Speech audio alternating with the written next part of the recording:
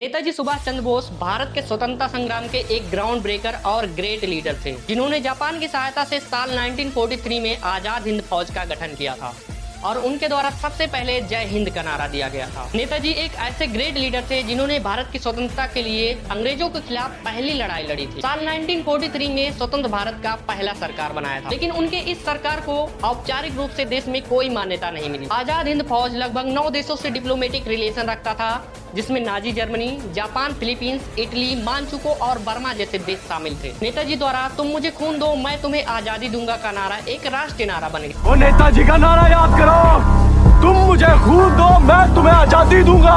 नेताजी के योगदान को 1 मिनट में एक्सप्लेन नहीं किया जा सकता है। अगर आप चाहते हैं कि उनके बारे में फुल वीडियो बनाएं तो अपने राय को कमेंट बॉक्स में जरूर दें और ऐसे ही वीडियो के लिए बने रहे हमारे साथ। मिलते हैं अगले वीडियो में। सरदार वल्लभ भाई पटेल नडियाद गुजरात के एक लेवा पटेल परिवार में जन्मे थे। जवाहर भाई पटेल और लाडवा देवी के ये चौथे संतान थे। अगर एजुकेशन की बात की जाए तो इन्होंने अपनी ज्यादातर पढ़ाई सेल्फ स्टडी से की थी और बाद में लंदन जाकर इन्होंने बैरिस्टर की पढ़ाई की और भारत लौटकर अहमदाबाद में वकालत कर रहे थे। और इसी टाइम पे इन्होंने महात्मा गांधी के विचारों से प्रेरित होकर भारत के स्वतंत्रता आंदोलन में पार्टिसिपेट किया और भारत की स्वतंत्रता आंदोलन के ये प्रमुख सेनानी, अधिवक्ता, राजनेता थे। इनका प्रमुख संघर्ष 1918 में खेड़ा संघर्ष और 1928 में बारडोली सत्याग्रह जो कि गुजरात में हुआ था और किसानों के कर से रिलेटेड था।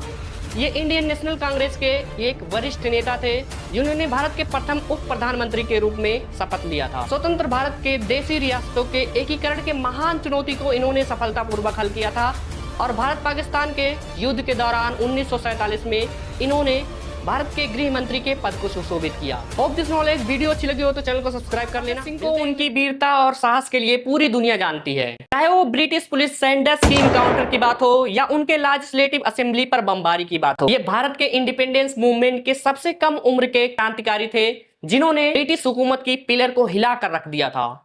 सरदार भगत सिंह बचपन से ही क्रांतिकारी दिमाग के थे।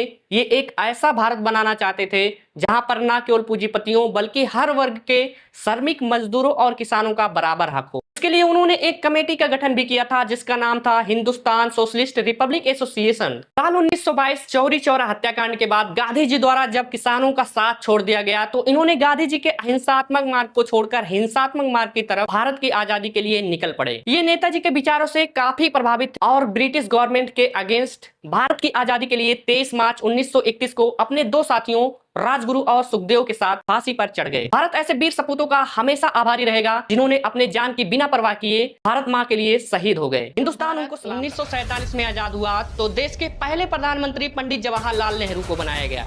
तब से लेकर आज तक लगभग 14 लोगों ने प्रधानमंत्री पद की शपथ ली, लेकिन लाल बहादुर शास्त्री जी देश के ऐसे प्रधानमंत्री हैं जिन्होंने जब प्रधानमंत्री पद की शपथ ली तो उनकी धोती फटी हुई थी और बाद में पता चलता है कि सिर्फ उनके पास 2 धोती और 2 ही कुर्ते थे। प्रधानमंत्री बनने के बाद जब उनकी पत्नी ने उन्हें बोला कि अब तो नई धोती खरीद लीजिए तो उनका ये जवाब था कि देश के बहुत सारे किसान ऐसे ही धोती पहनते हैं, इसीलिए हमें कोई अधिकार नहीं है नई धोती पहनने का। ये देश के इतिहास के ऐसे प्रधानमंत्री रहे हैं जिन्होंने किसानों से अपनी तुलना की थी। शास्त्री जी गांधीवादी विचारधारा के थे, इसीलिए उन्होंने गरीबों की सेवा में अपनी पूरी जीवन निकाल दिया। इसके अलावा उन्होंने भारत की स्वाधीनता संग्राम में अपने महत्वपूर्ण योगदान दिए, जैसे 1921 में असहयोग आंदोलन, 1930 में दांडी मार्च और 1942 में भारत छोड़ो आंदोलन। अगर वीडियो अच्छी लगी हो तो नीचे दिए गए। आज एक ऐसे पर्सनालिटी के बारे में बात कर रहे हैं जो एक ग्रेट पॉलिटिशियन, ग्रेट साइंटिस्ट और इंडियन यूथ के एक ग्रेट मेंटर रह चुके हैं,